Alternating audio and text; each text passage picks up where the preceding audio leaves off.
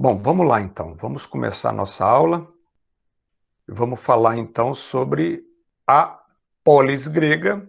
Polis, lembrando que polis é um conceito de cidade-estado, tá? Polis é uma pergunta de prova, tá, gente? O significado de cidade-estado, aliás, o significado de polis é cidade-estado. E essa denominação só serve para cidades gregas, né? Lá na Fenícia Antiga, a gente tinha também cidades-estados, mas não podem ser chamadas de polis, é um termo grego. Né? E a polis grega, ou a cidade-estado grega, ela tem esse nome porque elas eram cidades independentes. As cidades gregas não tinham uma ligação política uma com a outra. Né? Então, elas tinham características sociais, econômicas, políticas, militares diferentes. O que unia as cidades gregas era o aspecto cultural, ou seja, todas as cidades gregas falavam a mesma língua, né, a língua grega, e todas as cidades gregas cultuavam a mesma religião, tá? Então, a cultura religiosa, digamos, né? Ali que entra a mitologia, a história dos deuses e semideuses, e a língua, a própria língua grega, era comum a todas as cidades. Então, isso seria mais ou menos a resposta que vocês iriam dar, tá? Mas essas cidades, o motivo delas terem se transformado em cidades independentes, possivelmente é a questão do relevo, muito acidentado, muito montanhoso, né? Então é por isso que a gente chama de polis ou cidades-estados. Nós temos várias cidades importantes, mas a gente estuda particularmente em história, isso é uma tradição, né? A gente estuda duas dessas cidades, que são justamente Esparta e Atenas. O motivo de estudar Esparta e Atenas é justamente para mostrar a grande diferença que existia entre as cidades gregas. Então, outras cidades seguiram mais ou menos o modelo de Esparta, outras seguiram o modelo de Atenas. Mas elas, digamos que são as duas cidades modelo, né, da Grécia Antiga. Esparta, como a gente viu na aula passada, quem não assistiu, recomendo que deem uma olhadinha, né, lá no link do YouTube. Esparta é uma cidade militarizada, uma cidade voltada para a guerra, desde a educação dos seus jovens até a organização social e econômica e política, tudo voltado para a guerra. Tá? No caso de Atenas, nós temos uma diferença fundamental. Quando se fala em Atenas, a gente já logo lembra da cultura, do teatro, da filosofia, né? Então, Atenas é uma cidade de grande brilhantismo cultural. E é claro que Atenas também fazia guerra, como era muito comum na antiguidade, mas não era uma cidade que vivia para a guerra, né? Tem um discurso do Péricles, que foi um governante de Atenas, onde ele fala da diferença de Atenas e Esparta, né? Que os atenienses também são guerreiros valentes, só que eles não passam a vida toda pensando em guerra, né? Eles deixam para gastar energia com guerra quando a guerra se apresenta, ao contrário de Esparta, que parece que eles estão ali sempre esperando o momento da guerra.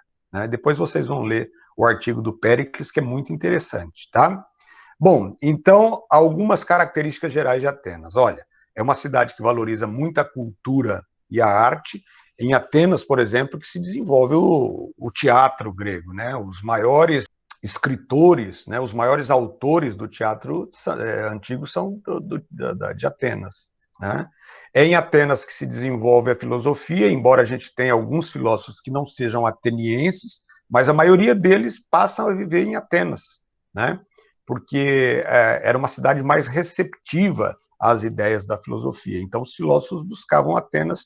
É mais ou menos assim, o grande centro cultural do teatro brasileiro é a cidade do Rio de Janeiro, né? Só que nem todo artista nasce no Rio de Janeiro, eles nascem em outros estados também, mas vão morar no Rio de Janeiro, porque ali é o grande centro cultural, entenderam? Ou São Paulo, que seja, tá?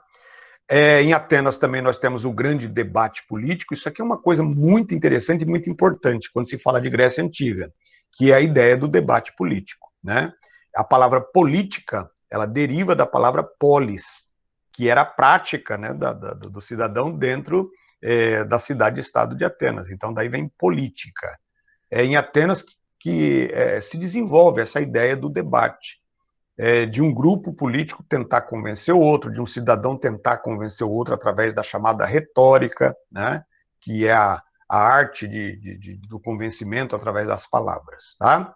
E é em Atenas também que nós teremos o modelo político chamado democracia, ok? E vocês vão ver que a democracia era um modelo bem diferente da oligarquia que existia em Esparta, mas é um modelo que é diferente das democracias atuais. Existe uma diferença na democracia, por exemplo, brasileira e a democracia ateniense. A gente vai abordar tudo isso aqui, ok? Isso é só uma introdução, uma apresentação da cidade de Atenas, justamente para vocês perceberem a diferença entre Atenas e as demais cidades. Aqui nós temos, então, a localização, né, de Atenas, na região conhecida como Península da Ática, né, fica no norte da parte continental da Grécia.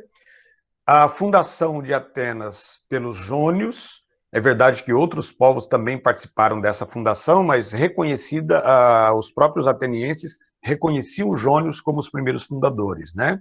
Isso aproximadamente há 800 anos antes de Cristo, o que a gente chama aqui já de início do período arcaico. O período arcaico é aquela fase da história grega em que o sistema familiar, o sistema de genos, se desfaz por conta do aumento da população e acontece, então, a chamada segunda diáspora dos gregos, né? Os gregos vão se espalhar por várias partes do território e também fora do território grego, formando a chamada Magna Grécia, e é nesse momento que as cidades começam a surgir, né? Dos vários genos vão se formar, vários genos vão se juntar, né? Vão formar frátrias e tribos, e essas tribos vão formar demos, e é daí que surgem, então, as cidades. Isso aqui é a parte de Atenas, conhecida como Acrópole, ou a Cidade Alta. As cidades gregas, elas tinham todas um aspecto mais ou menos parecido, que é uma cidade alta, ou Acrópole, né, como é chamada, onde geralmente eles construíam templos para os deuses, ou eles construíam fortes para a defesa da cidade, né? E aqui nós temos a chamada Ágora. A Ágora é a praça pública, é a praça de debate. Essas ruínas, elas fazem parte do chamado patrimônio histórico mundial, né? E dentro da cidade de Atenas atual, que é uma cidade moderna, igual a todas as outras grandes cidades da antiguidade que sobreviveram, são cidades modernas, né? Com shopping center, com metrô e tudo mais. Mas essas são as ruínas preservadas, né? É a história viva que está lá ainda, tá bom? Aqui só para vocês entenderem um pouco dessa evolução do sistema gentílico até a cidade, né, se transformar numa cidade grande. Então, olha, uma evolução da população, tá, que a gente chama de cinesismo, que é a junção da população dos vários genos. Então, quando o sistema gentílico entra em decadência, alguns genos aparentados se unem. Então, a união de um genus com outro genus forma uma frátria, tá? E a união de uma frátria com outra frátria forma o que a gente chama de tribo. Todos mais ou menos aparentados. Nesse caso aqui, mais ou menos todos jônios, né? Daí a ideia de que os jônios fundaram a cidade de Atenas. E a combinação de várias tribos formam, então, o que a gente chama de demos. Os demos seriam as comunidades. Ao conjunto dessas comunidades é que surge a cidade. Então, é uma evolução aí, tá? Aqui, menos população, e aqui, evidentemente, mais população. É aquele período em que há um crescimento bastante significativo da população grega em geral, não só de Atenas, tá? Aqui um pouco da organização da sociedade, isso já depois da formação da cidade, né? Século 8, século 9 a.C., tá? Então, em decorrência do aumento da população, nós vamos ter, então, uma diferença aqui na formação da sociedade. Lá no topo da sociedade, nós temos os chamados bem-nascidos. Eupátrida quer dizer isso, os bem-nascidos. Esse grupo aqui são os descendentes diretos dos antigos pater-famílias, os donos das principais terras dos antigos genos, ok?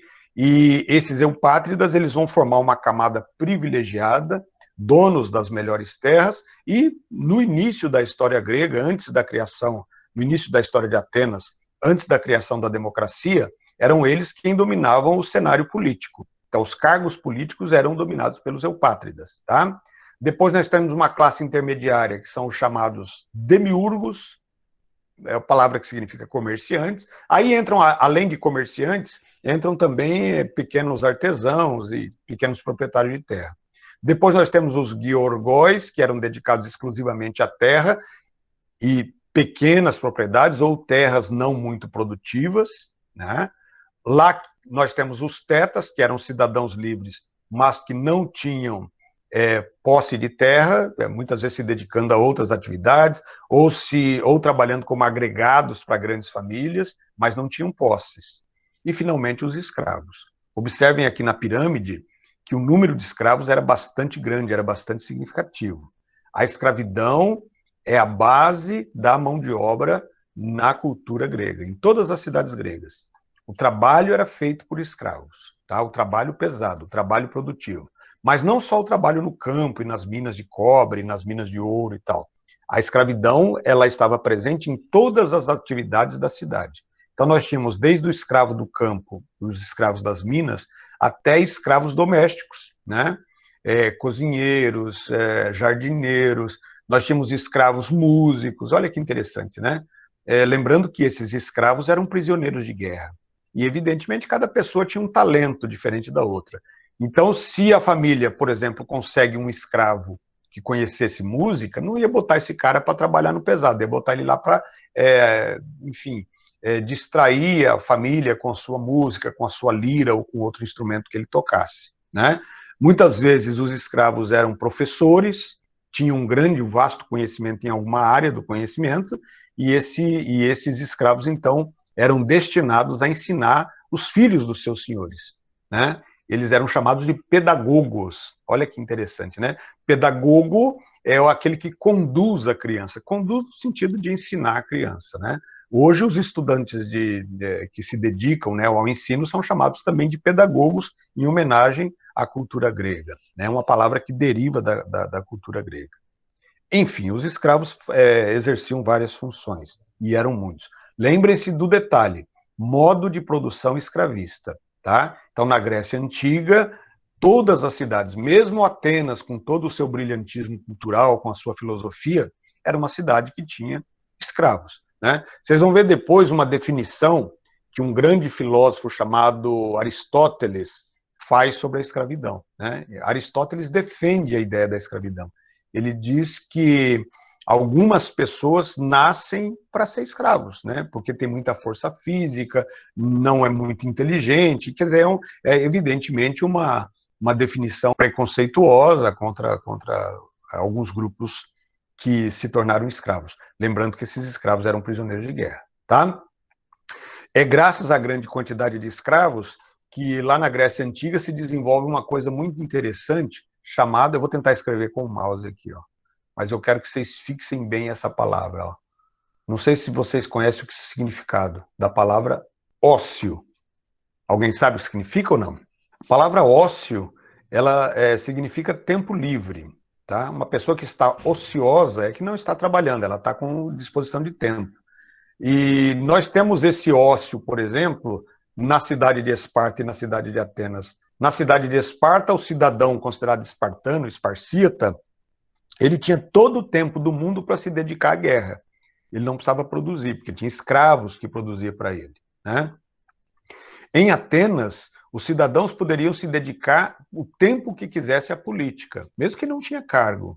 Poderiam se dedicar, se naquela época tivesse Facebook, né, em Atenas, eles iam passar o tempo todo no Facebook criticando os políticos, elogiando um, elogiando o outro e tal.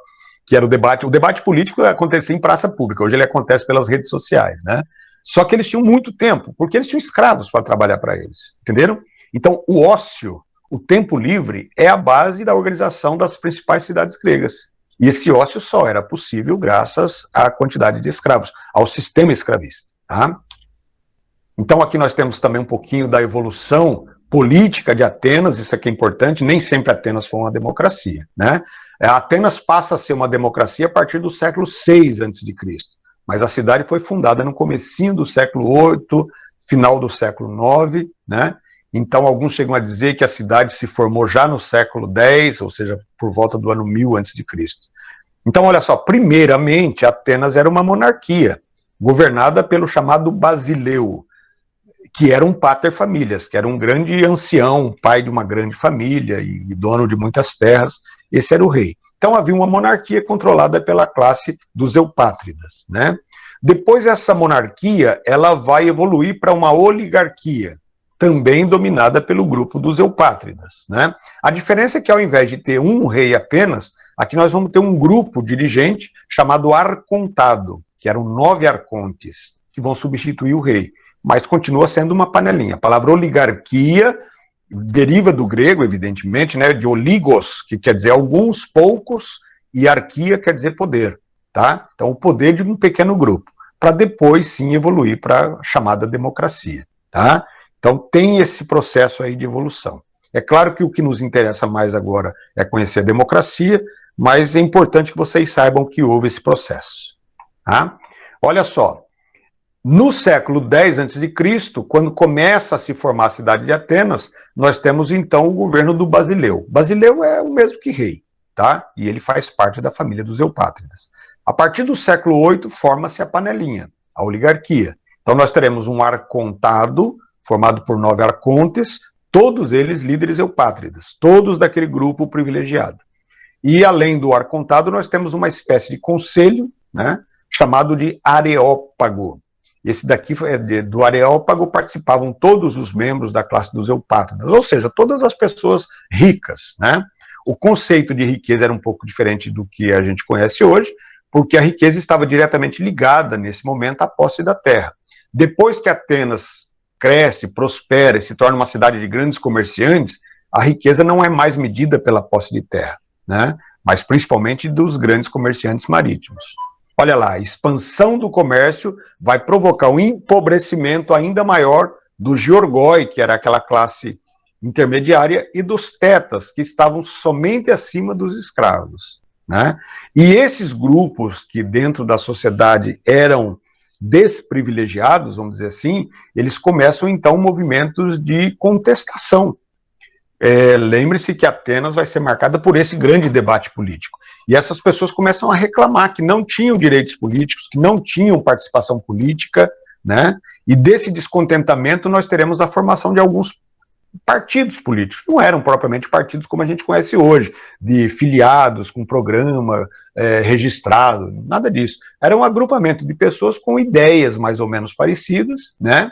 E que, evidentemente, defendiam os seus próprios direitos. Então nós teremos ali o chamado Grupo da Planície, o partido, podemos chamar de Partido da Planície, formado pelos eupátridas, que é um grupo conservador. O que quer dizer conservador? Eles queriam manter a situação como estava, daí conservar como, né, como era, porque eles eram os privilegiados, né? Nós temos os chamados demiurgos, né, o grupo dos demiurgos, que é um grupo, embora não fosse proprietário de terra, eles eram grandes comerciantes, e então eles também eram ricos. Para eles gostariam que acontecessem mudanças, porque eles não podiam participar da política, mas eles não queriam mudanças muito profundas, até porque eles também eram privilegiados, eles eram ricos. E quem queria realmente mudanças eram os pobres, os georgoi e os tetas, né? Eles formavam um grupo chamado radical. Radical quer dizer mudanças profundas, vamos virar a mesa, vamos virar do avesso, ok? Então fica claro que dentro da cidade de Atenas, nós tínhamos grupos, antes da existência da democracia, evidentemente, nós tínhamos grupos diferenciados. Esse descontentamento, ele não acontece apenas por conta da diferença social, de alguns mais ricos e outros mais pobres, mas principalmente por conta dos direitos políticos. Então, até o século VI a.C., pelo menos, os gregos, os atenienses, não eram todos que tinham os mesmos direitos políticos, portanto, não tinham democracia. A palavra democracia significa justamente isso, que todos têm os mesmos direitos políticos. Todos os cidadãos. Nem todos que viviam em Atenas eram considerados cidadãos, esse é um detalhe importante, tá? Então nós vamos ter, a partir dessas pressões políticas, né, dos partidos conservador, moderado e radical, nós teremos algumas reformas nas leis, tá? A primeira lei escrita, na verdade, porque até aqui as leis de Atenas eram leis tradicionais, eram leis que vinham lá da época dos guenos, dos clãs e tal, então não tinham leis escritas. O primeiro código de leis escritas de Atenas foi feita por um legislador, né, chamado Drácon. Essas leis, na verdade, ele não mudou as leis. Ele apenas compilou as leis tradicionais, ou seja, ele pegou aquelas leis que já existiam dentro de Atenas e colocou essas leis escritas, tá? Elas são consideradas leis conservadoras e ainda privilegiavam os eupátridas. Você vai dizer, professor, então não mudou nada. Mudou um pouco, porque a lei sendo escrita, ela pode ser interpretada de uma forma melhor do que ela apenas ser tradicional, tá? Mas, assim, em termos de mudança, nada, né? No século VI, aí sim nós teremos uma mudança importante. Um outro legislador chamado Solon, legislador é quem escreve leis, como seria um deputado, um senador, alguma coisa assim, né? E a principal mudança na lei de Solon é o fim da escravidão por dívidas. Vocês se lembram que na Grécia Antiga havia dois tipos de escravidão. A escravidão de guerra, os prisioneiros de guerra, e a escravidão por dívida, chamada escravidão hipotecária. Então, uma vez que o cidadão contraísse uma dívida e não pudesse pagar, ele se tornava escravo do credor. Então, essa escravidão ela foi banida de Atenas, de maneira que o cidadão ateniense não poderia mais se tornar escravo. A escravidão seria apenas contra estrangeiros, no caso, prisioneiros de guerra, tá? Prestem atenção no detalhe. As leis de Solon não acabam com a escravidão. A escravidão vai existir durante toda a história da Grécia Antiga. Aliás, vai aumentar cada vez mais na medida que aumentam as guerras, né? Mas acaba a escravidão por dívidas, tá? Mantém-se a escravidão de guerra.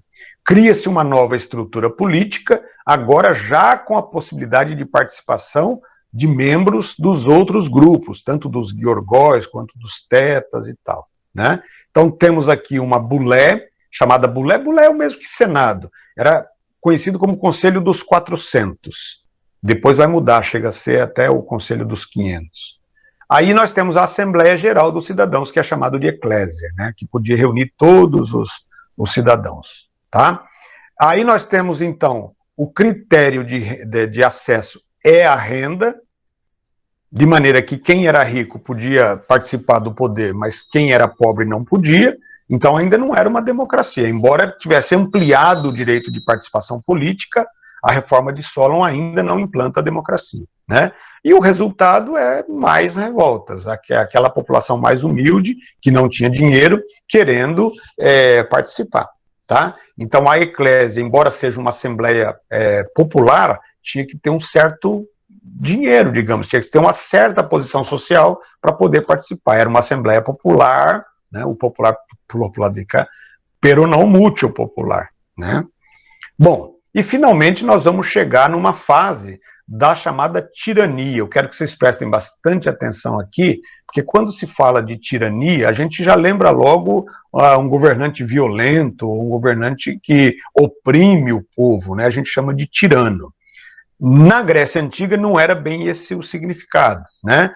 Na Grécia Antiga, tirania significa o governante que chega ao poder de forma ilegítima, através de golpes, tá? Não quer dizer que ele fosse necessariamente mau, ele poderia até ser um bom governante. A questão, um exemplo típico, vocês estudaram ano passado comigo, Getúlio Vargas, né?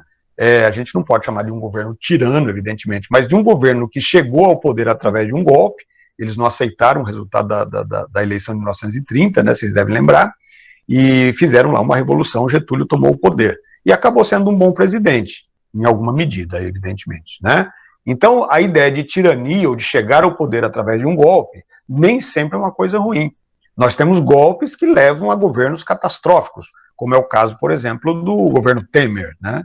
Fizeram lá um golpe para derrubar a presidente Dilma Rousseff, e depois o Temer fez aquela nhaca toda que fez, né, ao final do governo dele, tá? Então esses são os principais tiranos, né? Então Psístrato foi considerado um excelente governante, inclusive, olha que curioso, né? Hiparco e Hípias são filhos depois o Hiparco foi assassinado e o Hípias começou então a perseguir, quando ele chegou ao poder, ele começa a perseguir os assassinos do Hiparco. E provavelmente a partir daí é que os tiranos começam então a se tornar violentos, né? Quer dizer, o Hípias se torna violento contra os adversários políticos que assassinaram o Hiparco. E daí essa ideia de que o tirano é uma pessoa violenta, né? Iságoras é outro tirano importante, famoso, enfim, né? No ano de 508, presta atenção que aqui as coisas começam a mudar. Aqui nós temos então Clístenes, que é considerado o último tirano, tá? Clístenes pode ser considerado como o pai da democracia grega, porque ele vai fazer uma reforma política, né? E ele vai mudar, então, o critério de acesso político. Ou seja, ele vai mudar as formas de participação política. Até aqui, até o finalzinho, digamos, né, do século VI, a forma de acesso era a renda. Ou seja, o cidadão precisava ter uma renda X para poder participar da política. Aqui, Clístenes muda esse critério, ele vai colocar o critério de nascimento. Ou seja, se o sujeito nascesse em Atenas e fosse homem, o direito político não era extensivo às mulheres, né? Então ele poderia participar da política. De maneira que todo cidadão ateniense passava a ter direito político, sendo rico ou sendo pobre. E aí é uma mudança fundamental, né? É uma mudança muito importante. Clístenes vai dividir a cidade em demos, ele divide a cidade em 10 demos, né? 10 agrupamentos da população, divididos entre campo, cidade, litoral, etc. Tá? E esses demos têm representantes no poder político. Cada demos tem o seu grupo de representantes. Então nós teremos aí uma nova estrutura política, né? A Bulé passa a ter 500 membros. A Bulé é um órgão legislativo, é o órgão que fazia as leis, né? A Eclésia, que é a Assembleia Popular, passa a ter 600 cidadãos, ou seja, 60 cidadãos representando cada um dos demos, e o cargo de estratego, ou estratego, o estratego, é daí que vem a ideia de estratégia, porque o estratego é um líder político e militar. Quer dizer, ele é a principal liderança política, é como se fosse o presidente, né, no cargo executivo máximo, e ele é também o principal líder militar. Tá? Então, fazia as estratégias militares, a palavra vem daí, né, uma palavra grega. Clístenes também cria uma lei chamada Lei do Ostracismo, presta atenção nisso, que é o seguinte, olha, qualquer cidadão que colocasse em ameaça a democracia de Atenas, ele poderia ser expulso da cidade, né? Então ele passava por um julgamento dentro ali dos órgãos políticos, e se ele fosse condenado como ameaça à democracia, ele seria banido ou por 10 anos, era o chamado exílio por 10 anos, seria expulso de Atenas, ou até mesmo um exílio perpétuo, poderia ser expulso para sempre da cidade, tá? Então essa é a valorização da democracia. Bom, a partir do século VI até o século IV, nós temos então o chamado período clássico. Esse é o período que é, digamos, o período de apogeu da cidade de Atenas, né? É quando Atenas se torna a cidade mais importante de toda a Hélade, de toda a Grécia, e dentro desse período, que é considerado o período de ouro da civilização grega, nós teremos também guerras, né? Guerras dos gregos contra os persas, que são as chamadas guerras médicas, e teremos também guerras entre as próprias cidades gregas, o que vai acabar levando a um enfraquecimento, tá?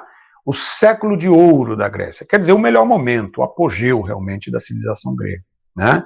Atenas será governada boa parte desse século pelo governante Péricles, que substitui Clístenes, né? E Péricles é também um dos grandes incentivadores da democracia. Tá? Ele, inclusive, vai mudar algumas regras da democracia. Péricles é responsável pelo embelezamento e pela modernização de Atenas, fator que, inclusive, vai gerar uma rixa contra Esparta, nós vamos ver isso um pouco depois, né? Péricles, e aí tem uma das mudanças importantes, né? A democracia, ela abre acesso à participação política de todos os cidadãos, sendo ricos ou pobres, independente da classe social, desde que fosse cidadão ateniense, né? Porém, nem todos tinham escravos. As famílias mais pobres não tinham escravos, né? E esses tinham que trabalhar. E tendo que trabalhar, ele não tinha o ócio, ou seja, ele não tinha o tempo livre. Como é que ele iria participar da política se ele não tem o tempo livre? Então, é a partir daí que Péricles tem a ideia de criar o pagamento para os cargos públicos. Depois, lá em Roma Antiga, chamavam isso de getons. Até hoje, o nome que é dado ao pagamento aos cargos públicos é chamado de jeton, né? O deputado recebe o jeton, que é o pagamento pelo tempo que ele dedica ao seu cargo político, ok? Então, a ideia de criar o pagamento para o cargo dava às pessoas mais pobres o direito também de participar. Uma pessoa que era rica, que tinha muitas terras, ou que tinha um grande comércio e muitos escravos, ela sempre tinha tempo livre, né? Lembrando que o ócio é a base do desenvolvimento da política democrática, né? Ou mesmo do militarismo espartano. Mas quem era pobre em Atenas não podia participar antes. Tá? Agora pode, agora tem um pagamento, pode deixar o seu trabalho do dia a dia para se dedicar à política. Tá? Essa é uma fase também de grande expansão comercial e enriquecimento da cidade. Atenas vai se tornar uma cidade brilhante. Né? E teremos também, dentro do período clássico, as chamadas guerras externas contra os persas, né, chamadas guerras médicas, e as guerras internas. Por conta dessa brilhante atuação de Péricles como estratego de Atenas, o século V será chamado de século de Péricles. Tá? Olha aí o Pericão. Não, não é o cantor de pagode, não, né? Somos uma democracia porque a administração pública depende da maioria e não de poucos. Nessa democracia, todos os cidadãos são iguais perante as leis para resolver conflitos particulares. Mas quando se trata de escolher um cidadão para a vida pública, o talento e o mérito reconhecidos em cada um dão acesso aos postos mais honrosos. Tá? Então isso aqui é apenas uma parte do famoso discurso de Péricles, né, sobre a democracia. Tá? E tem uma parte desse mesmo discurso que ele fala que a pobreza não é razão de vergonha em Atenas. Pelo contrário, né? Lá pobres e ricos são valorizados do mesmo jeito, desde que tenham o talento. Vamos ver então como é que era essa democracia. Nessa imagem aqui, nós temos um debate, né, como era chamado, sempre que uma lei importante precisava ser mudada, sempre que eles iam, né, fazer uma importante mudança nas regras, então havia, antes da votação, havia um debate público, geralmente na ágora, né, na praça pública, onde os grupos tentavam convencer os outros, né, que a sua ideia era melhor e tal, usando aquela velha retórica. Tá? Então a democracia ateniense dá direitos políticos a todos os cidadãos. Agora preste atenção, cuidado. Nem todos os moradores de Atenas eram cidadãos atenienses. Né? Para ser cidadão, olha o conceito de cidadania. Para ser considerado cidadão, então tinha que ser homem, mulheres não participavam. As mulheres de Atenas, elas eram muito reprimidas, né? Tem até uma música, se não me engano, do Caetano Veloso, chamado Mulheres de Atenas, que ele fala dessa questão, das mulheres serem subjugadas, né, pelos homens, né? A mulher dominada pelo marido, enfim. Tinha que ter mais de 21 anos, tinha que ser nascido na cidade de Atenas e ser filho de pai e mãe ateniense. Senão, não era cidadão. E se não era cidadão, não tinha direitos políticos. Tá? Calcula-se que Atenas, nos seus momentos, né, de maior brilhantismo, chegou a ter 400 mil habitantes. Calcula-se que, considerados cidadãos dentro de Atenas, mais ou menos 10% desses habitantes. Né? Então, estrangeiros não eram considerados cidadãos. Inclusive, estrangeiro tinha que pagar imposto para viver em Atenas. Né? O sujeito que era de Esparta, ou de Tebas, ou um egípcio, um fenício que fosse viver em Atenas, na condição de estrangeiro, ele tinha que pagar um imposto para viver ali. Né? Um imposto dos estrangeiros. E não tinha direitos políticos, evidentemente. Não podia participar da política. Né? Então, dentro dessa classificação, olha, homem, maior de 21 anos, livre, evidentemente, né? Porque não podia ser escravo. Filho de pai e mãe ateniense, esse era considerado cidadão, tá? E poderia participar de todos os cargos públicos, independente de ser rico ou pobre. Aí o conceito já não era mais de riqueza. Mulheres, estrangeiros e escravos não tinham direito de participação política. Era uma democracia chamada democracia direta. Presta atenção que tem aqui outra coisa importante. O que é democracia direta? A votação, para poder votar nas mudanças, nas leis, enfim, você não precisava ter cargo público. Todos os considerados cidadãos, essas mais ou menos 40 mil pessoas que se classificavam, né, com direitos políticos, se reuniam na ágora e a votação de uma lei era feita por aclamação. Então, depois de alguns dias de debate e tal, né, sobre a lei que ia ser mudada, eles colocavam, não sei se algum de vocês já viu assembleia de greve, a greve dos professores, por exemplo, acontece assim. As decisões a serem tomadas são votadas lá na Assembleia por todos os que estão presentes. Quem é a favor, levante os dois braços. Quem é contra, permaneça com o braço abaixado. Era mais ou menos assim. Então eles faziam a votação em praça pública, tá? Por isso que é chamado democracia direta. Você não precisava ter um cargo para votar na lei. Na democracia que existe hoje, por exemplo, no Brasil, nós temos algumas mudanças. Quais seriam as principais diferenças entre as democracias atuais, pegando a do Brasil, que a gente conhece bem, da democracia de Atenas antiga? Então, a nossa democracia não é mais direta, até porque nós temos milhões de cidadãos e não seria possível reunir esses cidadãos em praça pública, né? Então, o cidadão brasileiro, que tem direitos políticos a partir dos 16 anos, e não 21, isso também é uma diferença, né? Homens e mulheres, ricos ou pobres, alfabetizados ou analfabetos, os direitos políticos são muito amplos no Brasil. Direito de participação, direito de poder votar, de poder se candidatar a um cargo, seja ele qual for. Só para ser presidente que tem uma exigência que você tem que ter no mínimo 35 anos e ser brasileiro nato, né? Não pode ser naturalizado. E a nossa democracia, por isso, ela é chamada indireta. Nós votamos nos nossos representantes, nos deputados, senadores, vereadores e tal, e eles é que vão votar as leis. Por isso que é indireta, né? Nós não interferimos diretamente na mudança das leis, mas os nossos representantes, sim. Podemos chamar de democracia representativa ou democracia indireta. Essa é uma outra mudança importante. Ou seja, também prevalece aqui o critério não tem o critério de renda, é o critério de nascimento. Se você é brasileiro, homem ou mulher, a partir dos 16 anos você tem direitos políticos, tá? É isso. Então existem diferenças fundamentais aí. E o conceito de democracia continua o mesmo, quer dizer, todo o poder emana do povo e em seu nome deve ser exercido. Vamos falar então das guerras, tá, gente, do período clássico. Então o período clássico ele é marcado por um grande brilhantismo, né, pelo apogeu da Grécia Antiga, mas infelizmente é também o período que vai levar à ruína da Grécia, né, a decadência da Grécia por conta das guerras. Então nós teremos dois grupos de guerras. Primeiro as chamadas guerras externas dos gregos contra os persas, e depois as guerras gregas mesmo, dos gregos, das cidades gregas entre si, Atenas contra Esparta e tal, né? Então, sobre as guerras persas, ou pérsicas, elas são chamadas também de guerras médicas, tá? Por que chamava guerra médica, professor? Porque mandavam médicos e enfermeiros para o campo de batalha? Não, né?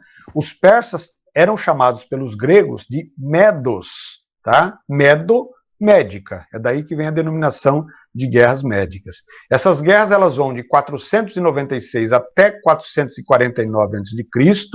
496 é o ano em que começam as rivalidades entre gregos e persas, principalmente por conta das colônias gregas na Ásia Menor, na região da Turquia atual, né? E ali havia um conflito de interesses de terras entre os persas e os gregos.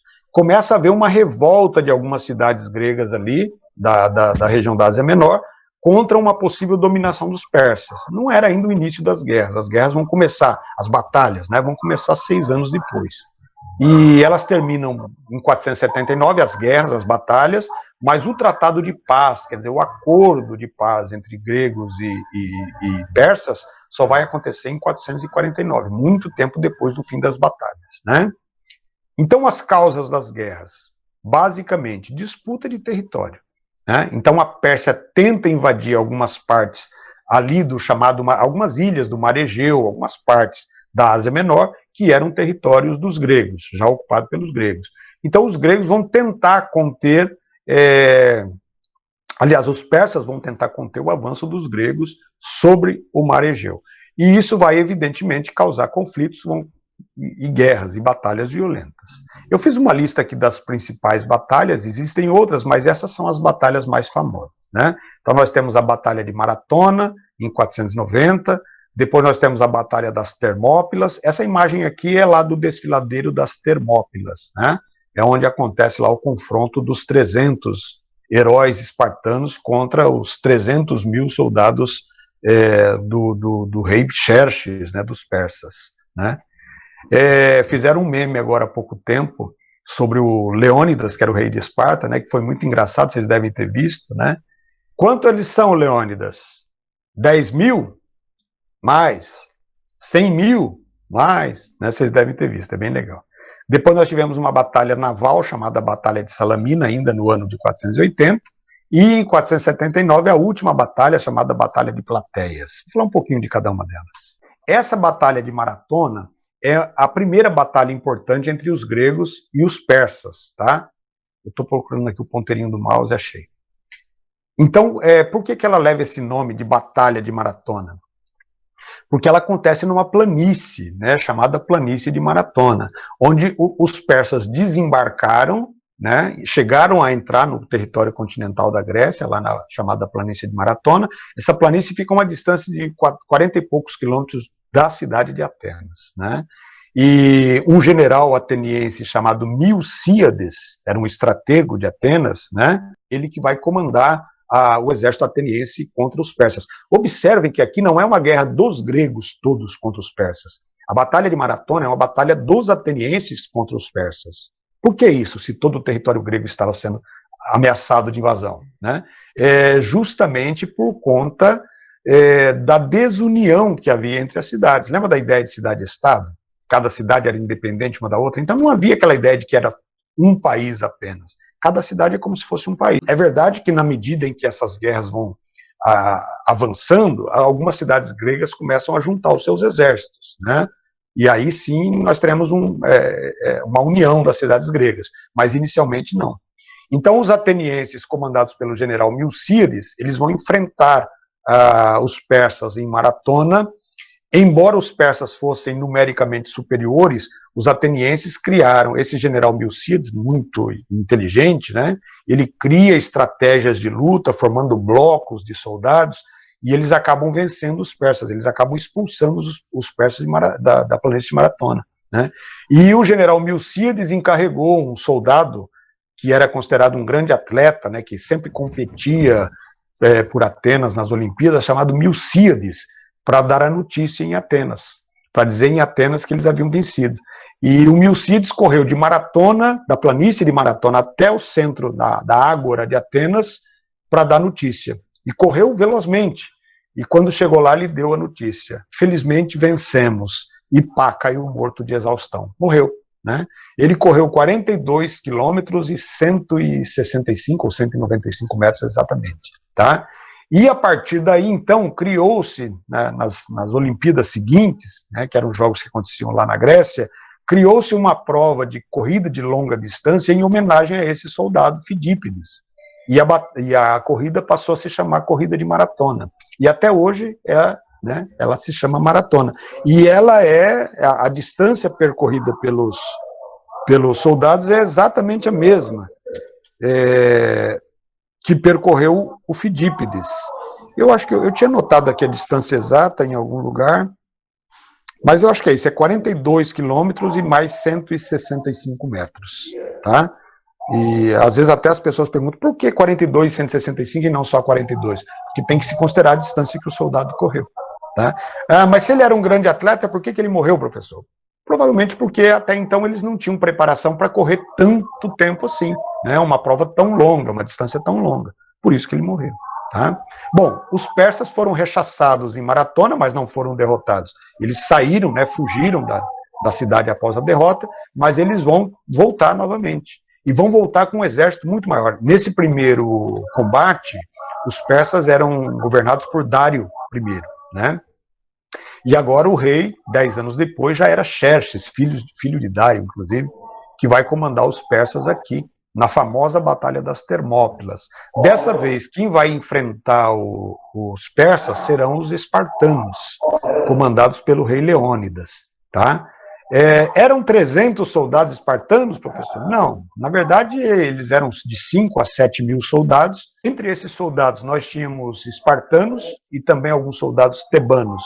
E parece que uma outra cidade também chegou a enviar soldados. Aqui eles já começaram a perceber a importância de juntar os exércitos das várias cidades para poder combater os persas, até porque o exército dos Xerxes era um exército muito grande, né? E eles tinham medo, evidentemente, de que agora não seria possível combatê-los somente com uma cidade.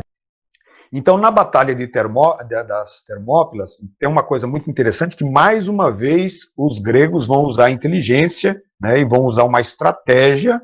Eles cercaram uma passagem plana, né, onde os persas poderiam entrar, forçando os persas. Cercaram como? Colocando basicamente todos os exércitos gregos de outras cidades, cercando as planícies por onde eles pudessem passar. Então, e deixando livre uma passagem muito estreita, né, uma garganta, chamada ali de Termópilas. Né? Termópila é uma palavra do grego que significa portão quente ou portal quente, porque as águas de alguns rios ali da região eram águas quentes, águas termais, por isso chamava-se Termópilas. Né? E por ser uma garganta, o exército espartano teria que... o exército persa, embora fosse muito grande, chegam a falar em 300, 500 mil soldados, perdão, Heródoto, né, considerado o pai da história, aliás, a primeira história escrita bacana mesmo por Heródoto é a história das guerras médicas, né? Ele conta a história da Batalha das Termópilas, exagerando um pouco e tal, dando um tom de heroísmo nos gregos e fazendo algumas colocações interessantes. É história já, mas com alguma dose ainda de exagero, né? Então aqui nós teremos mais ou menos 300 mil soldados persas, de 5 a 7 mil soldados gregos, comandados por Leônidas, que era o rei de Esparta, né? E eles, então, eles vão cercar, eles vão fechar a entrada, a saída do desfiladeiro, obrigando o exército persa a marchar em colunas estreitas. Então, não importa que eram 300 mil, eles só iam passar poucos de cada vez. É aí que, então, esses soldados espartanos teriam a possibilidade de, pelo menos, retardar a entrada dos persas, segurá-los ali por algum tempo até que os exércitos de outras cidades gregas pudessem se organizar, pudessem preparar a defesa, por exemplo. Né? Por exemplo, a cidade de Atenas, nesse período em que eles seguram eles ali, a batalha durou aproximadamente 5 dias, né?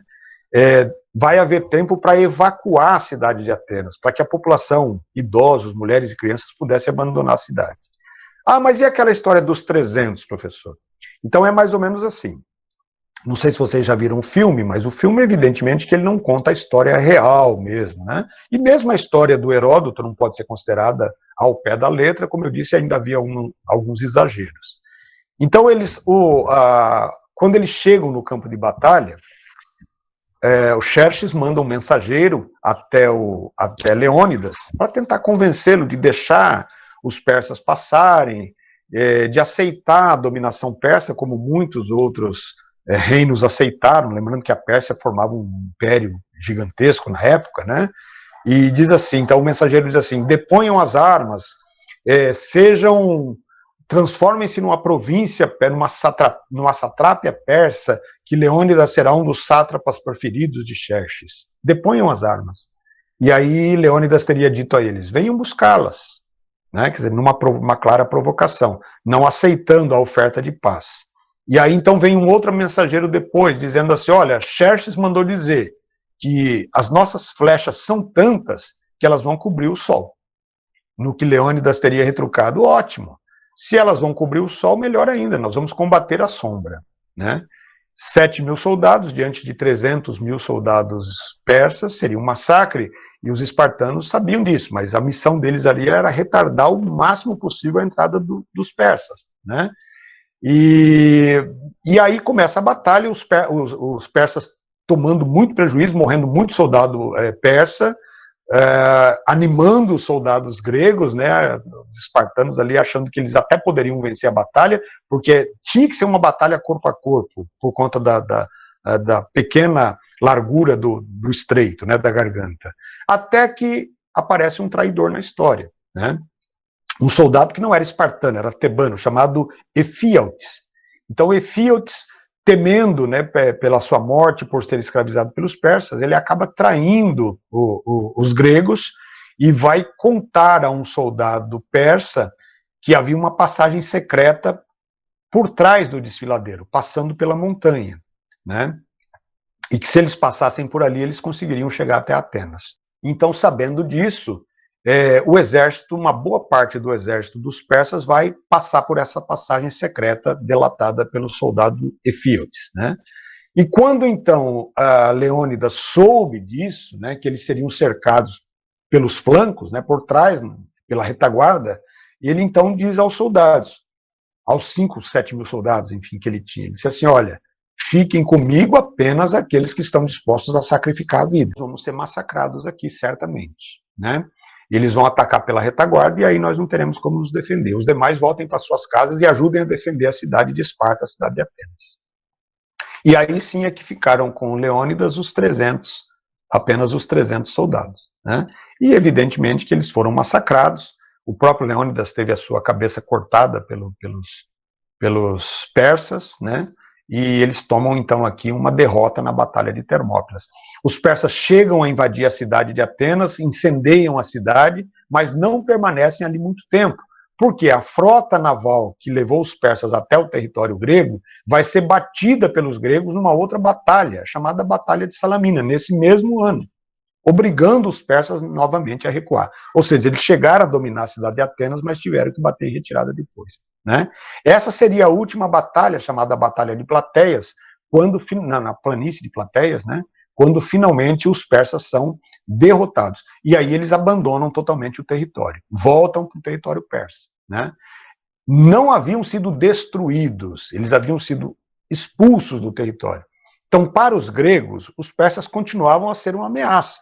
Eles não sabiam quando que os exércitos persas voltariam a ameaçar a Grécia. Lembrando que o motivo das guerras era disputa sobre territórios, disputa sobre rotas marítimas, né? Então eles achavam que os persas formavam um império enorme, que eles pudessem voltar. E a partir daí, então, eles vão começar a se preparar para essa volta, tá?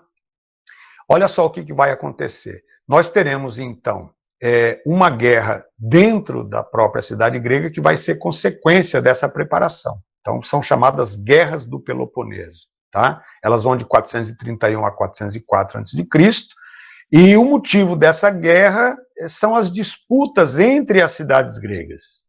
Então a cidade de Atenas passa a ter um protagonismo, uma hegemonia dentro da Grécia, e isso vai despertar o ciúme das outras cidades, né? Olha só, motivos das disputas, hegemonia de Atenas na Grécia, né?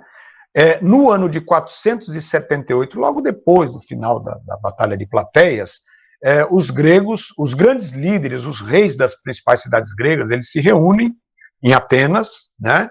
E eles decidem então criar um exército comum. Eles perceberam que se eles lutassem separadamente contra invasores persas, eles poderiam levar um prejuízo muito grande. Então a ideia, formar um exército comum, uma liga militar, ficou conhecida como Liga de Delos. Delos é o nome de uma das ilhas ali da Grécia Antiga, onde ficava o chamado tesouro da Liga, né? O tesouro quer dizer todo o dinheiro arrecadado, navios e armas, e lanças e arcos e flechas, etc. Tudo ficava depositado lá, como se fosse o quartel-general da Liga, né? E cada uma das cidades gregas teria que contribuir enviando soldados treinados, armamentos, dinheiro, né? Como os persas acabaram não voltando, né? Então não houve esse ataque dos persas que eles haviam previsto, então começaram a relaxar um pouco em relação a esse cuidado. Muitas cidades trocaram o envio de armas e soldados apenas por dinheiro, né? E a cidade de Atenas, o governante nessa época era Péricles, fica encarregada de administrar o chamado tesouro de Delos, o tesouro da Liga, né? Aí depois os persas não vinham, o tesouro lá guardado, aquele monte de dinheiro, aquele monte de ouro lá guardado. Aí Péricles diz assim, olha, a gente bem poderia usar esse dinheiro momentaneamente para ajudar a reconstruir a cidade de Atenas, que havia sido destruída pelos espartanos, né? Então eles começam a usar o dinheiro da Liga para, primeiro, refazer as muralhas da cidade, depois alguns templos que haviam sido destruídos vão ser novamente levantados, e eles vão começar a construir belas praças, e a ágora vai ter o seu piso calçado, enfim. O dinheiro da Liga de Delos começa a ser usado em benefício da própria cidade de Atenas. Esse dinheiro era um dinheiro que era contribuição de todas as cidades, entenderam? Já havia uma rivalidade entre Esparta e Atenas por conta da forma diferente das duas cidades se organizarem. Os espartanos se orgulhavam da sua força, da sua valentia, do seu orgulho, né? A história dos 300 soldados espartanos que se sacrificaram, inclusive para ajudar a proteger Atenas, então dava a eles esse ego inflado. Os atenienses, do seu lado, eles se orgulhavam da sua inteligência, da sua filosofia e tal, né? O Péricles fazia críticas duras aos espartanos, dizendo que eles só pensavam em guerra. Então havia um conflito entre as duas cidades. E esse conflito ele começa a azedar ainda mais depois que eles percebem que o dinheiro da Liga de Delos começa a ser usado pelo Péricles, governante de Atenas, para embelezar a cidade de Atenas. E as outras cidades que haviam contribuído não tinham direito a isso, né?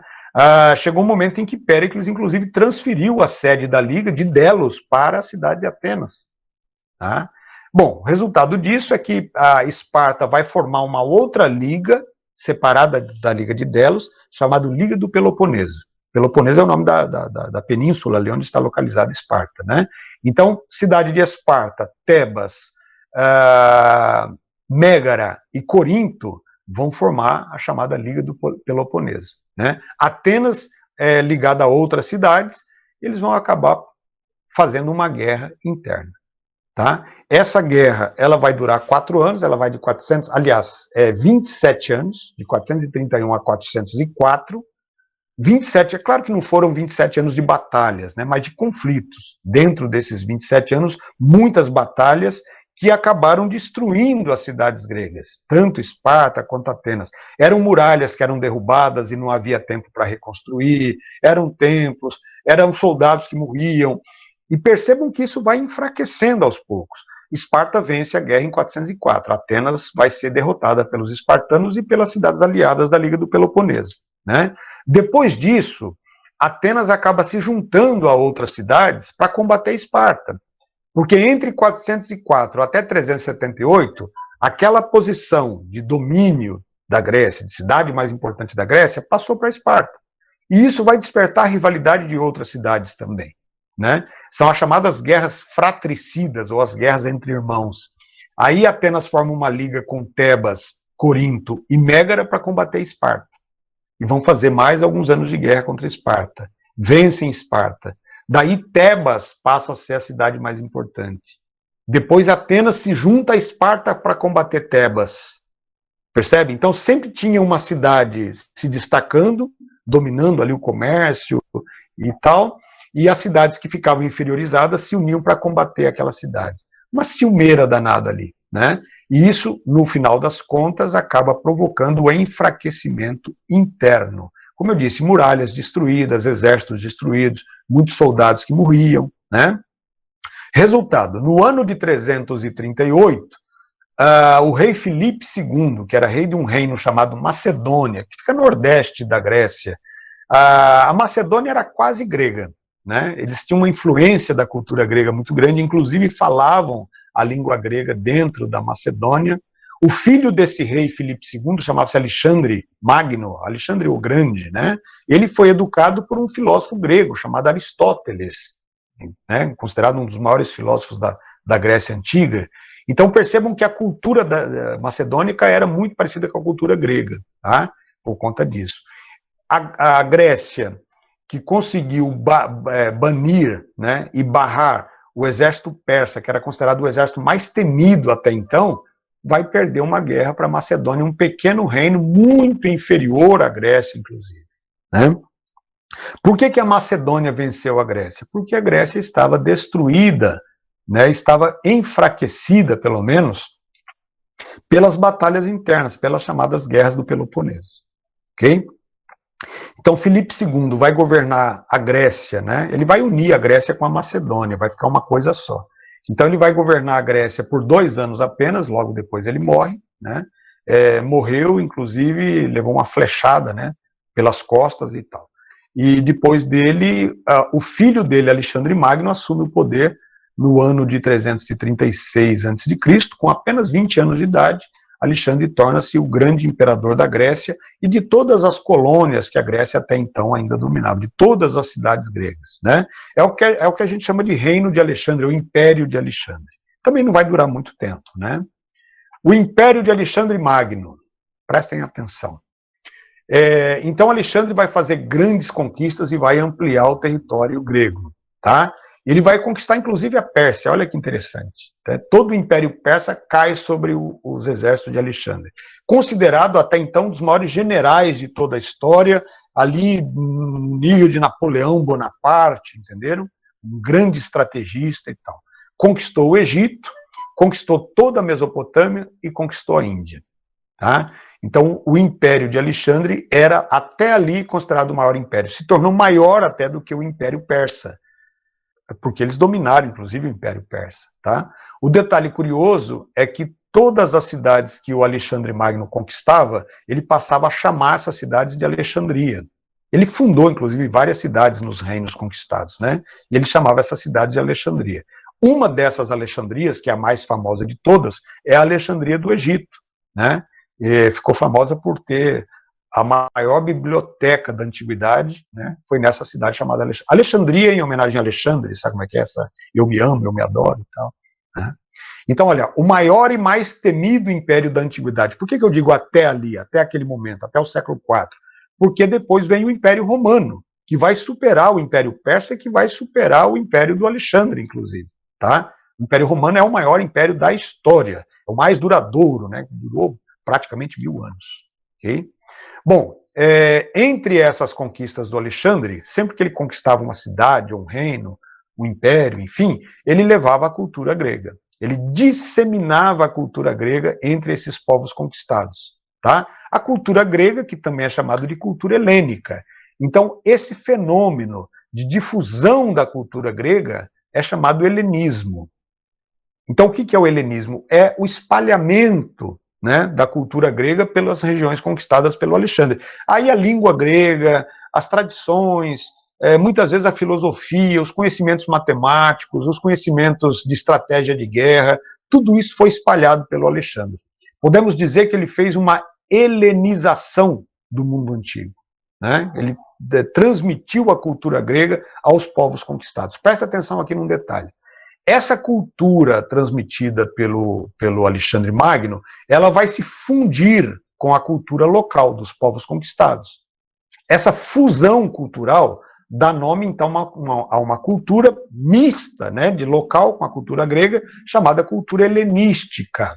A cultura grega pura mesmo é chamada cultura helênica. Helênica quer dizer grego, né?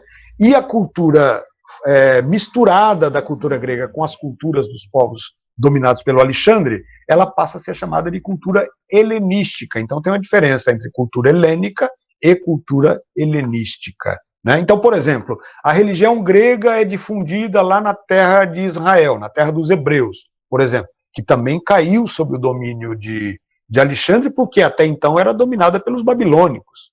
Né? O Alexandre chega lá e toma as terras dos babilônicos, logo ele toma a terra dos hebreus também. Então, a cultura religiosa dos hebreus passa, de alguma forma, a influenciar também a cultura grega, a cultura religiosa grega. Nós temos uma fusão cultural nesse sentido. Tá? No ano de 323, Alexandre Magno morre. Muito jovem ainda, ele tinha 31 anos de idade apenas. Né? Ele morre de uma doença, uma peste, provavelmente. Ele morre na Babilônia, inclusive no palácio do rei Nabucodonosor, aquele famoso rei Nabucodonosor que construiu os jardins suspensos da Babilônia. Né? Ele morre lá no palácio do rei. Ele havia dominado o território, invadido o território, e a Babilônia, na época, era uma província do Império. Né? Chegaram a suspeitar que Alexandre havia sido envenenado, né? Por isso que ele morreu. Ele teve uma febre muito forte durante alguns dias até que morreu. Mas não é uma certeza de que ele tenha sido envenenado. É muito provável que tenha sido malária ou qualquer outra doença, uma peste que o matou. Tá? Depois da morte do Alexandre, então as coisas desandaram, porque ele não deixou herdeiro, morreu muito jovem, né? E os territórios dominados pelo Alexandre nesse período em que ele governou, eram divididos, né, assim, eram administrados pelos seus grandes generais, os generais de confiança dele. Só que depois da morte do Alexandre começa a haver uma disputa política entre esses grandes generais. Isso acabou dividindo o império. Cada general fica dominando uma parte do império e isso acabou dividindo. Essa divisão enfraquece, evidentemente, o império de Alexandre e, finalmente, eles vão acabar sendo invadidos no século II a.C., eles vão acabar sendo invadidos pelos romanos. Okay? Um dos aspectos mais marcantes da cultura helênica ou da cultura grega é a filosofia. Tá, gente? Boa parte da filosofia que vocês estudam hoje na escola vem justamente da filosofia grega. Os grandes filósofos, né, a gente estuda até hoje. Então, veja bem, eu escrevi errado aqui filosofia, acabou ficando filosofa, né? Filosofia, a busca incessante pelo autoconhecimento, pelo conhecimento de si próprio, né, do ser humano, e pelo conhecimento do mundo. Tá? Inclusive, esse filósofo que aparece aqui, olha, né, Sócrates, ele dizia, conhece-te a ti mesmo. Né? Então, você tem que ter o autoconhecimento antes de querer conhecer o mundo e querer conhecer as coisas do mundo. Então, a filosofia, ela parte do campo do autoconhecimento e ela vai até pelo conhecimento da natureza, que os gregos chamavam de physis. Physis é uma palavra para a natureza. A disciplina física que vocês têm na escola deriva da filosofia physis, né? Aliás, deriva da palavra physis, que é o conhecimento da natureza, que foi desenvolvida por filósofos. Os físicos eram filósofos ligados à matemática, ao campo da matemática e do conhecimento do mundo físico, ou da physis. Né? Aí é que entra Tales, Pitágoras, Anaximandro, Heráclito, Arquimedes, Iságoras e tantos outros. Né? Então, esses grandes filósofos, esses que eu coloquei aqui, chamados de matemáticos, eles são chamados de pré-socráticos, ou seja, eles existiram antes de Sócrates. Né?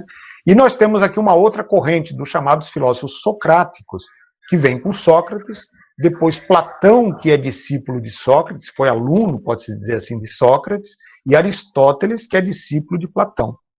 Né? E ainda temos Zenão e ainda temos Epicuro, que também são estudados por vocês nas aulas de filosofia.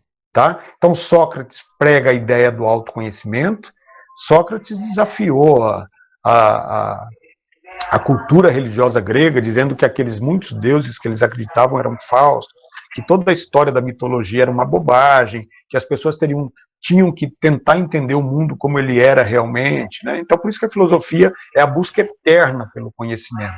Os gregos mudaram muitos conceitos que a antiguidade tinha sobre o mundo, sobre a própria religião, a partir da filosofia. Né? A filosofia, de certa forma, ela coloca em dúvida as crenças religiosas. E por isso que Sócrates foi condenado à morte. Né? Ele morreu, ele teve que tomar um veneno chamado cicuta para poder, como forma de execução. Né?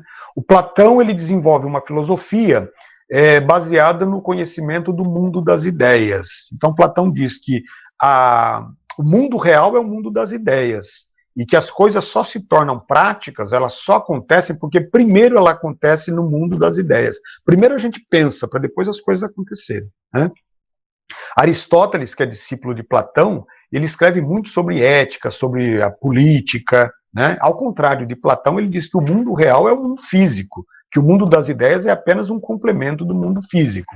Então, mesmo um sendo discípulo do outro, não havia entre eles, digamos, uma concordância total. Eles discordavam em alguns aspectos, o que é saudável sempre, né? As pessoas discordarem, duvidarem, buscarem o próprio conhecimento.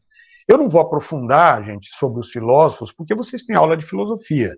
E o professor de filosofia provavelmente vai trabalhar esses caras aqui com vocês, tá? Zenon, ou Zenão, ele desenvolve uma filosofia chamada estoicismo. Né? O estoicismo é a ideia de enfrentar as dores, as desgraças do mundo com heroísmo, sem fraquejar. Né? E Epicuro desenvolve uma filosofia que leva o nome dele, chamada epicurismo, né? Ou hedonismo, também conhecido como hedonismo, que é a busca da felicidade, quer dizer, você tentar viver para ser feliz. Tá? Esses grandes filósofos, eles ensinavam, em princípio, eles ensinavam em praça pública. Sócrates, por exemplo, ele praticava a filosofia andando pelas ruas de Atenas, né? Onde ele fazia perguntas provocativas às pessoas, porque ele sabia que as pessoas não iam saber responder, e ele tinha um grande número de seguidores. Às vezes eles sentavam ali na escadaria de algum templo e tal, as pessoas se reuniam ali, e Sócrates pregava ali a sua filosofia, ensinava, né? Os seguidores desses filósofos são chamados de discípulos, tá? Ou pupilos. Um pouquinho sobre a religião, tá? Que também é muito interessante. Muda muito a religião grega em relação às religiões da antiguidade oriental. os gregos também eram politeístas. Eles acreditavam em muitos deuses, né?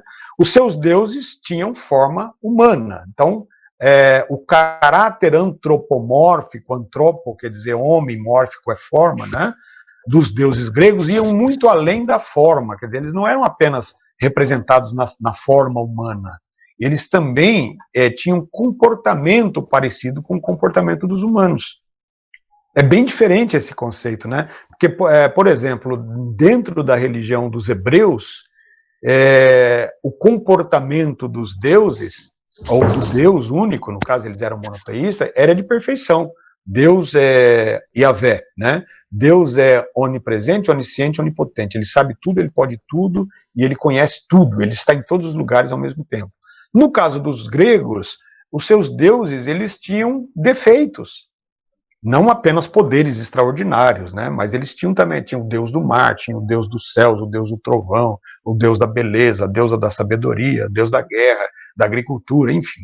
Mas eles tinham também comportamento parecido com o dos humanos. O Zeus, por exemplo, que é considerado o maior de todos os deuses, era um deus mulherengo. Ele era, segundo a mitologia, né, ele era casado com uma outra deusa, né, chamada Hera, né? E eles, inclusive, tiveram filhos deuses também, né? Os deuses de segunda geração, como são chamados. Eu fiz uma lista depois dos deuses para vocês, se vocês quiserem dar uma olhada. Tá? E então o que acontece? Zeus era mulherengo e ele traía Hera com outras, inclusive com mortais, né? Na origem, por exemplo, dos semideuses, que eram filhos de deuses com mortais. Hera, a esposa de Zeus, que sabia que ele era um baita do mulherengo, ela era vingativa. Ela se vingava, às vezes, das amantes de Zeus, ou se vingava até dos filhos de Zeus. Então tem aquela história do semideus Hércules, que também é conhecido como Heracles, em grego é Heracles, né? O nome Hércules é um nome latino. Os 12 trabalhos de Hércules é uma punição de Hera, porque sabia que Hércules era filho de Zeus, né? Bom, enfim. Eles tinham pouca preocupação com a vida após a morte. Então, eles faziam rituais, sacrificavam animais em homenagem aos deuses, né? Construíam templos para esses deuses. Eles acreditavam mesmo na existência dos deuses, tá?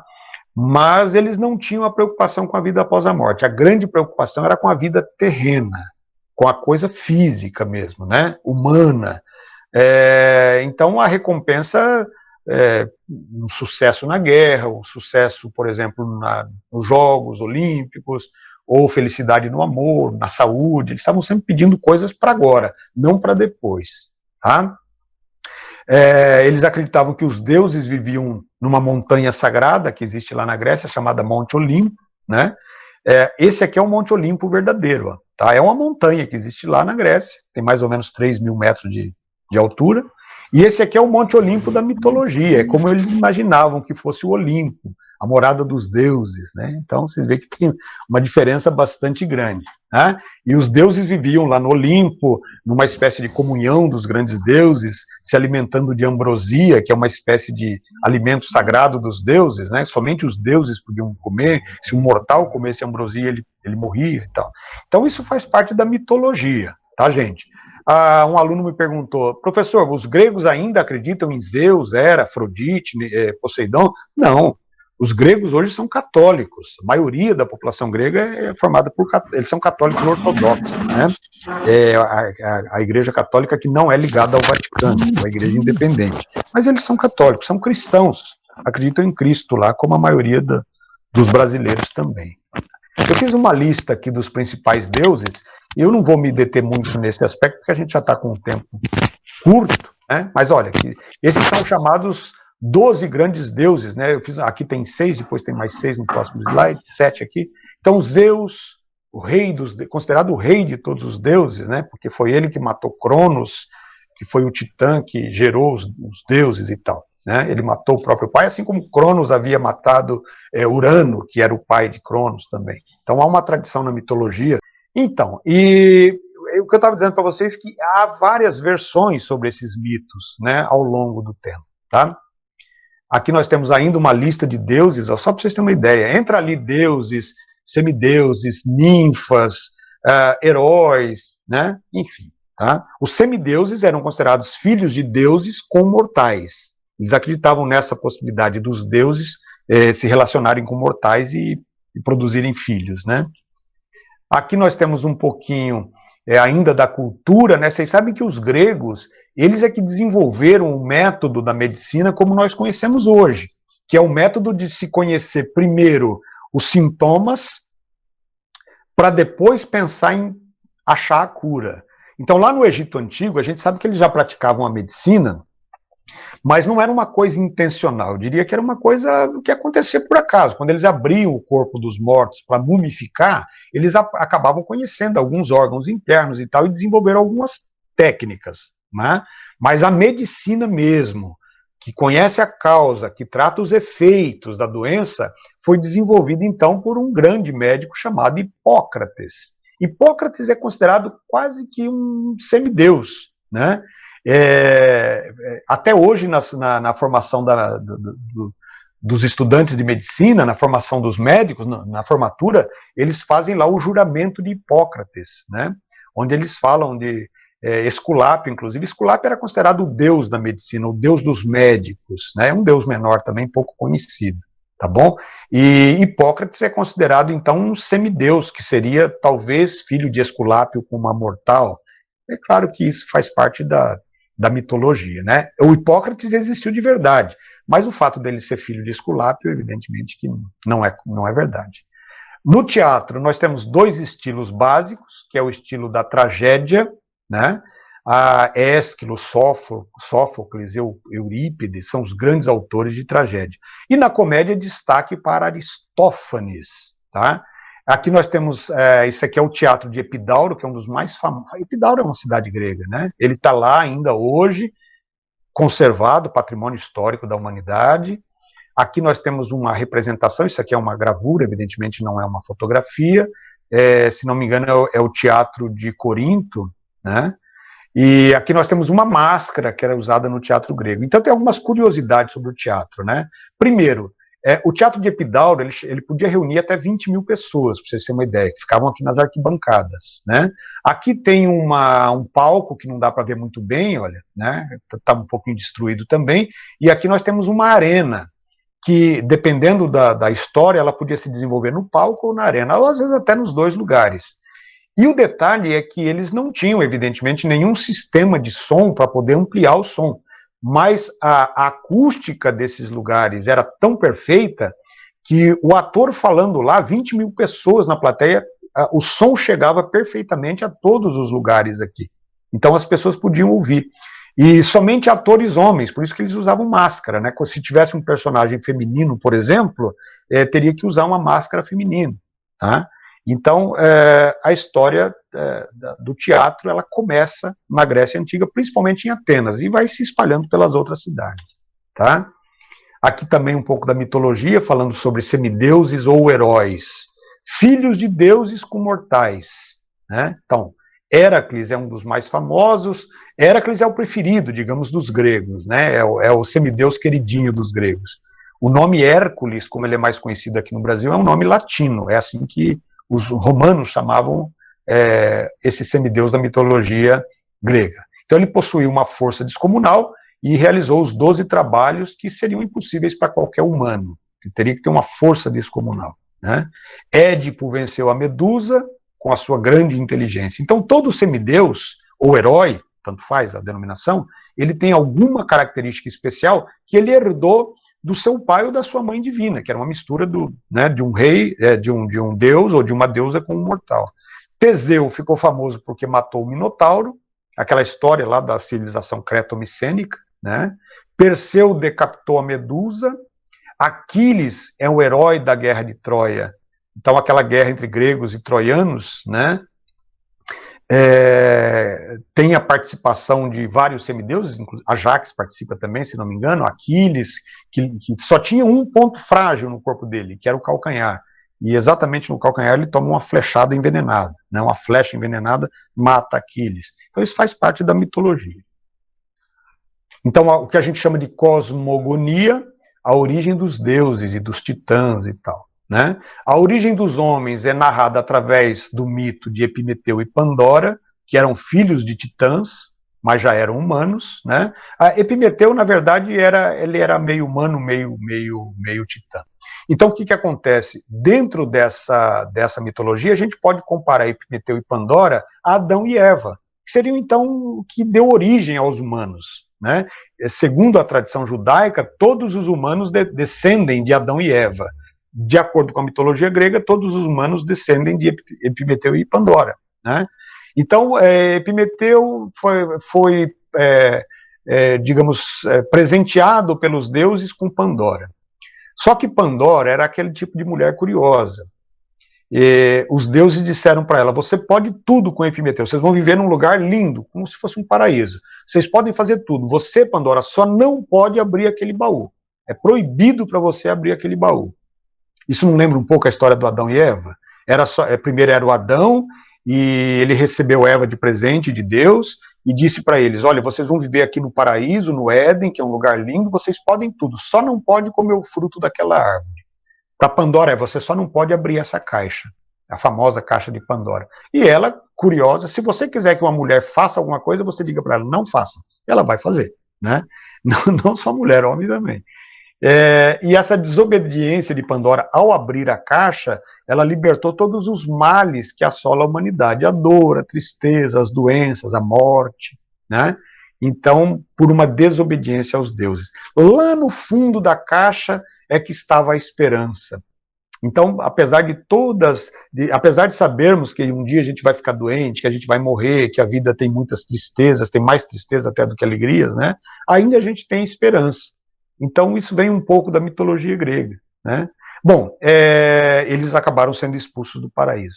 Deucalião e Pirras serão os primeiros humanos após o dilúvio. Então, na mitologia grega também tem dilúvio, né? Aí Zeus, que é o deus dos raios e trovões, ficou muito furioso com os humanos, descendentes de Epimeteu e Pandora, e mandou o dilúvio para destruir a terra. Mas salvou apenas um casal. O casal mais virtuoso, Deucalião, o homem mais virtuoso, Pirra, a mulher mais honesta.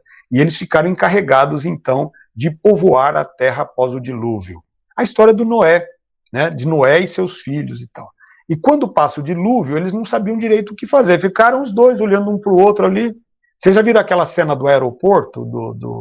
Eu não me lembro o ator agora, que ele para assim e fica olhando para lá e para cá sem saber o que fazer. Então, aí consultaram um oráculo. O oráculo é uma espécie de sacerdotisa que traduz a língua dos deuses, né? Então perguntaram para o oráculo: e agora? O que a gente vai fazer? E aí o oráculo disse: vocês vão jogar para trás de si os ossos de sua mãe.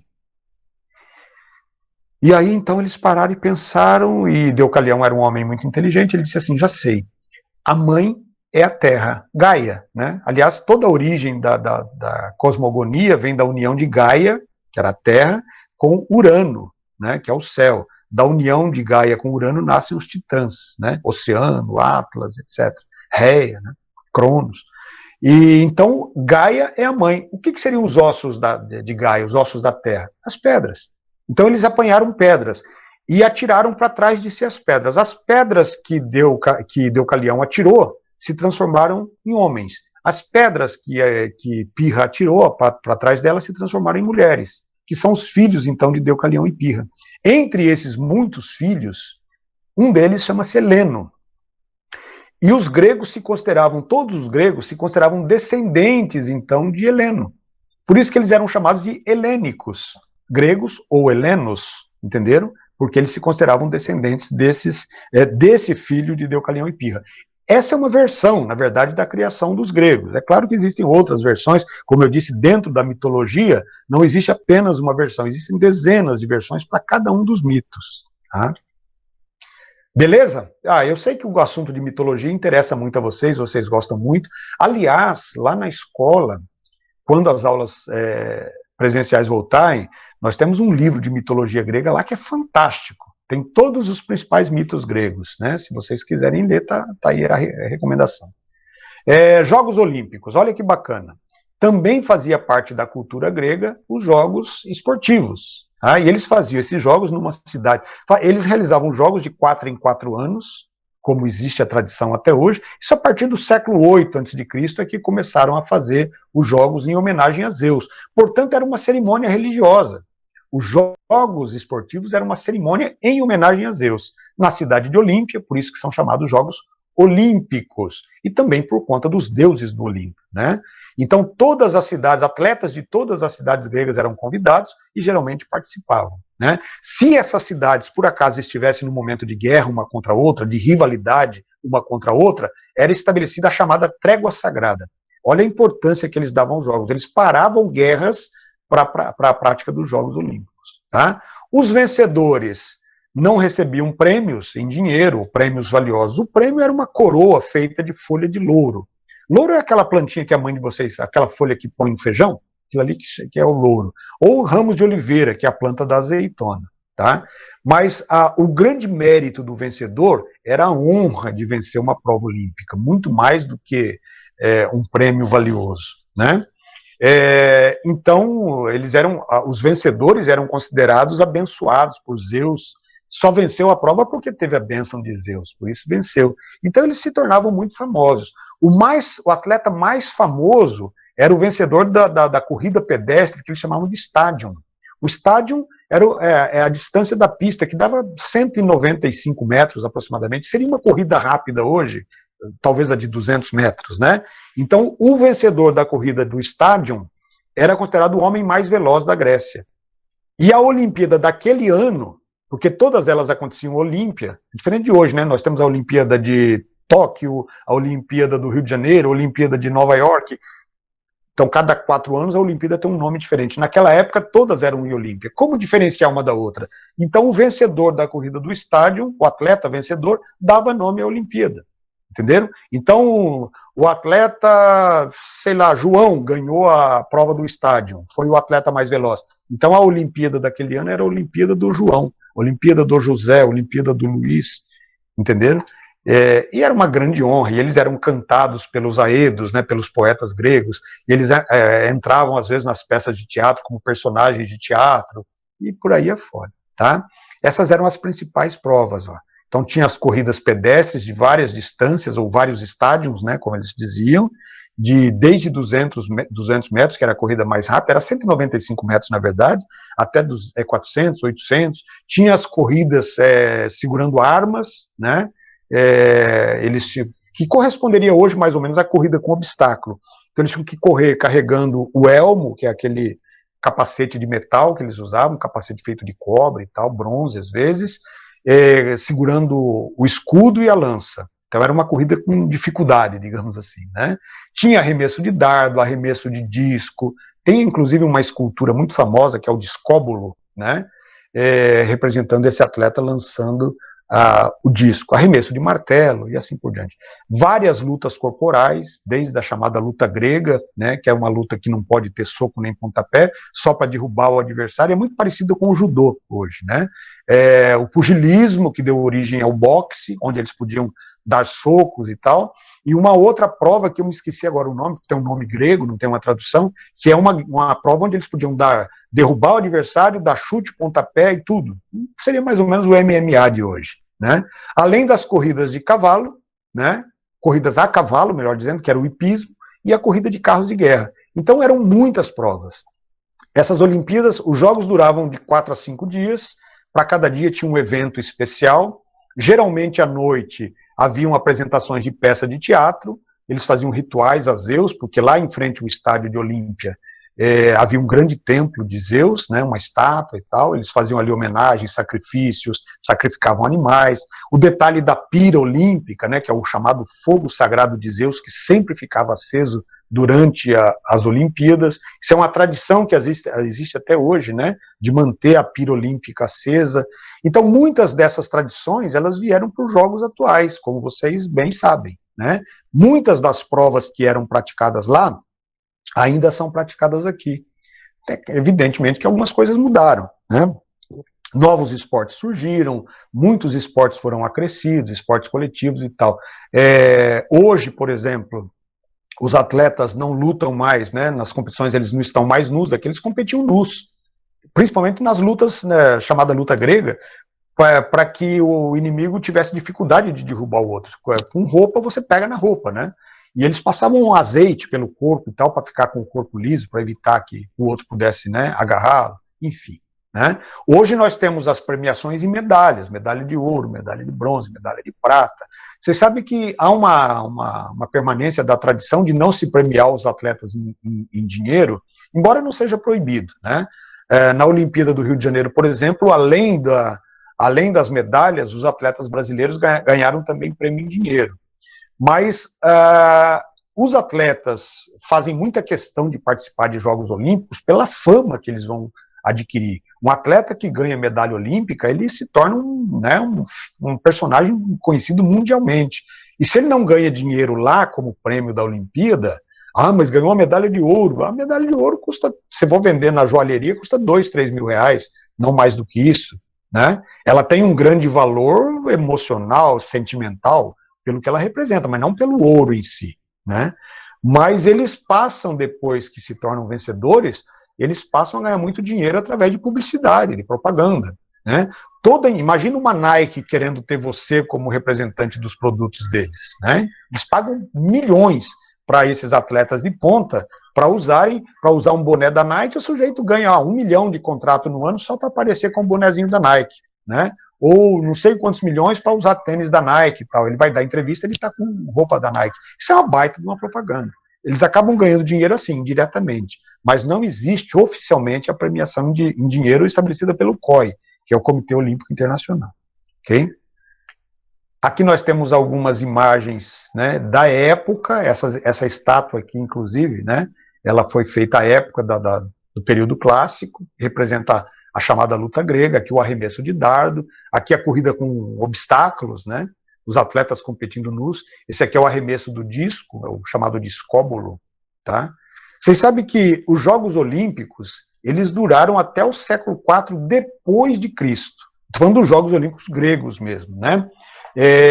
Mesmo depois que Roma invadiu a Grécia, eles continuaram a fazer de 4 em 4 anos, eles faziam os jogos em homenagem, agora não chamavam mais Zeus, né? Eles chamavam de Netuno, que é o nome latino para o deus Zeus. Os romanos, quando invadiram a Grécia, eles adotaram praticamente toda a cultura grega, misturaram ali a cultura grega com a cultura romana.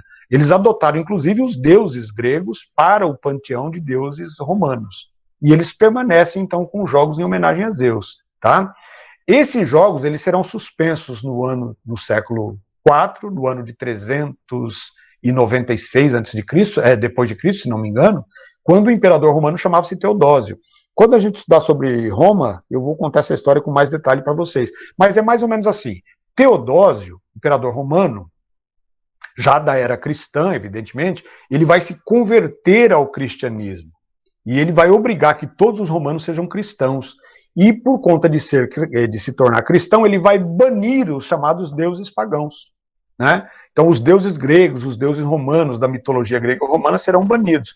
Como os Jogos Olímpicos eram jogos em homenagem a Zeus ou Netuno, então os jogos também serão banidos, por serem considerados jogos pagãos. Tá? Então nós vamos ficar sem Jogos Olímpicos de 396 depois de Cristo até 1896. Então, depois de muito tempo, inclusive um professor de história, um pesquisador, professor chamado Pierre de Frédy, mais conhecido como Barão de Coubertin, né? Ele que vai ser o incentivador da volta dos Jogos Olímpicos. Mas aqui já é século XIX, é outro dia, praticamente, né? Então ele vai trabalhar muito para a volta, porque ele é um historiador, então ele tem esse apreço pela cultura grega, que é uma cultura fantástica, né? E vai trabalhar muito pela volta das Olimpíadas. São chamadas Olimpíadas dos tempos modernos, tá? Ou Olimpíadas modernas, enfim. A primeira edição dessa volta acontece justamente em 1896 e a cidade escolhida não poderia ter sido outra, né? Atenas. Eu sei que vocês gostariam que tivesse sido em Olímpia, né? Mas Olímpia é uma cidade que não tem estrutura. Quer dizer, na época não tinha, não sei hoje como é que está Olímpia, mas não tinha estrutura para abrigar as delegações internacionais. O que agora mudou, quer dizer, ao invés de apenas os gregos, atletas do mundo todo são convidados a participar. Na época da Grécia, apenas atletas gregos, né? De cidades gregas. E Olímpia não tinha condições para isso. Então eles escolhem Atenas, mantém-se a tradição de jogos gregos em Atenas, né? E aí eles vão fundar o chamado Comitê Olímpico Internacional. A partir de 1896, voltamos a ter novamente as Olimpíadas de 4 em 4 anos. Okay? E elas foram suspensas, se não me engano, durante a Segunda Guerra Mundial teve a suspensão. A última foi em 1936, que inclusive aconteceu em Berlim, né? Onde o Hitler teve uma grande decepção lá, porque um atleta negro, Jesse Owens, acabou vencendo os principais atletas arianos alemães nas corridas de velocidade, né? E Hitler ficou putinho da vida com aquilo. Olha só, aqui nós temos uma ruína, né, do chamado estádio lá de Olímpia, onde aconteciam as provas. Isso aqui também é patrimônio histórico da humanidade, ok? É isso aí, gente. Acabou. Bem, pessoal, por essa aula é só. Espero que vocês tenham aproveitado bastante. Agradeço a atenção. Até a nossa próxima aula. Um abraço a todos.